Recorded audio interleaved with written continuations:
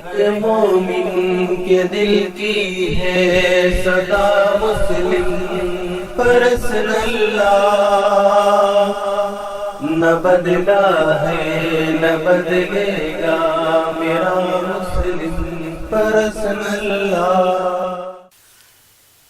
شریعت اسلامی پر جو حملے اس وقت ہو رہے ہیں پوری دنیا میں اور ہمارے ملک میں بھی، ایک بات میں خاص طور پر اس کے تناظر میں بہت محبت اور احترام کے ساتھ اپنی بہنوں سے کہنا چاہتا ہوں۔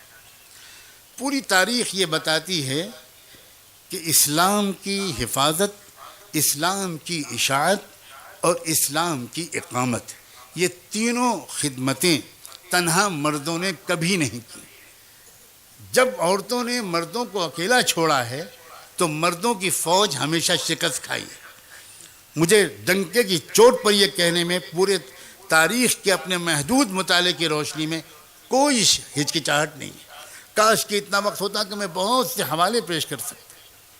اب مجھے بتاؤ، کیا سیدنا ابراہیم خلیل اللہ علیہ السلام کا واقعہ حضرت ہاجرہ کے تذکرے کے بغیر مکمل ہو سکتا ہے؟ اور اللہ کی قدر افزائی دیکھو کہ اللہ نے اپنی اس بندی، اس ہاجرہ کی قربانی کو کس قدر اپریشیٹ کیا ہے اور کیسا اس کا مقام دیا ہے کہ اللہ نے یہ طے کر دیا کہ میری بندی ہاجرہ صفا اور مروہ کی دونوں پہاڑیوں کے درمیان جہاں جہاں چلی تھی، جہاں جہاں دوڑی تھی، وہاں وہاں چلنا اور وہاں وہاں دوڑنا قیامت تک آنے والے ہر حج اور عمرہ کرنے والے کے لیے ضروری ہوگا، چاہے وہ نبی ہو چاہے وہ ولی ہو۔ میری بندی کے نقش قدم پر تمہیں چلنا اور دوڑنا پڑے گا، مجھے اتنی پسند ہے وہ بندی۔ اللہ اکبر۔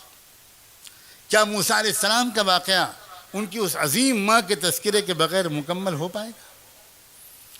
جب قتل ہو رہے تھے بنو اسرائیل کے بچے، ایک بچے کو جینے نہیں دیا جا رہا تھا، اور جب موسیٰ علیہ السلام پیدا ہوئے تو ان کی ماں خوش ہونے کے بجائے گھبرا گئیں کہ بیٹا پیدا ہوا ہے، اب کیسے بچاؤں گی میں اس کو حکومت کے ظالم ہاتھوں سے۔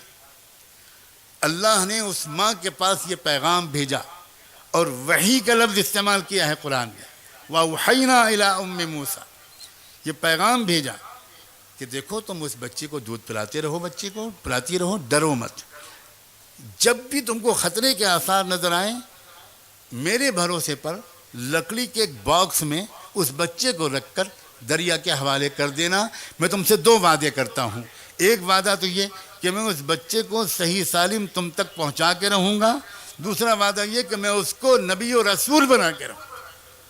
اِنَّا رَادُّوهُ إِلَيْكَ وَجَاعِلُوهُ مِنَ الْمُرْسَلِينَ۔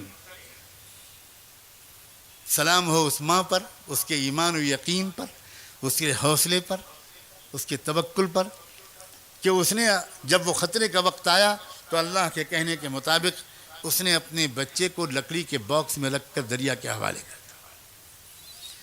کیا ماں یہ نہیں سوچتی ہوگی اس وقت کہ اللہ یہ آپ نے عجیب حکم دیا ہے، میری گود زیادہ حفاظت کر سکتی ہے یا دریا کی موجیں؟ لیکن نہیں، ایمان و یقین کی وجہ سے اس ماں کو بھروسہ تھا کہ اللہ کی بات غلط نہیں ہو سکتی۔ اب اس نے کہا ہے تو مجھے وہی کرنا ہے۔ اس نے اپنے بچے کو سمندر کی موجوں کے حوالے کر دیا، دریا کی موجوں کے حوالے کر دیا۔ پھر جو ہوا وہ آپ سب سن چکی ہوں گی، کس طرح وہ بچہ واپس آیا۔ بچہ پھر وہیں اسی فرعون کے نگرانی میں پلا، اور پھر اسی کے ذریعے سے مظلوموں کو چھٹکارا ملا اور ایک قوم کو آزادی ملی، ہدایت ملی، دونوں نعمتیں ملی۔ تو یہ سب اس ایک ماں کی وفا، اس کی ہمت کے نتیجے میں تھا۔ اے میری بہنوں، اپنے مقام کو پہچانو، تم کیا کر سکتی ہو، تم سمجھو۔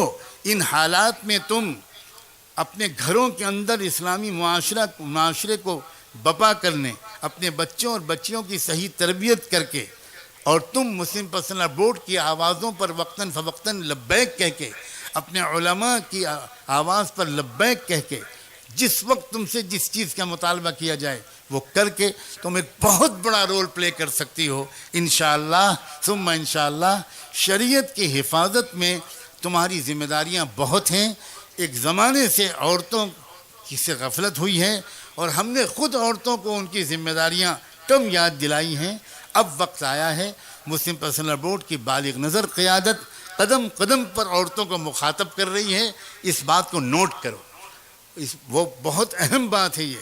جب مسئلہ آتا ہے تو اب خواتین کو بھی آواز دیتی ہے بورڈ کی قیادت کہ تم اس پر دستخط کرو، اپنے اس قسم کے فیصلے سے تم ملک کے ضمیر کو مطلع کرو، لہذا آپ کو لبیک کہنا ہے، آپ کو آگے بڑھ کر اپنی قیادت کے اشاروں پر انشاءاللہ دین کی حفاظت کے لیے اپنی صلاحیتوں کو استعمال کرنا ہے۔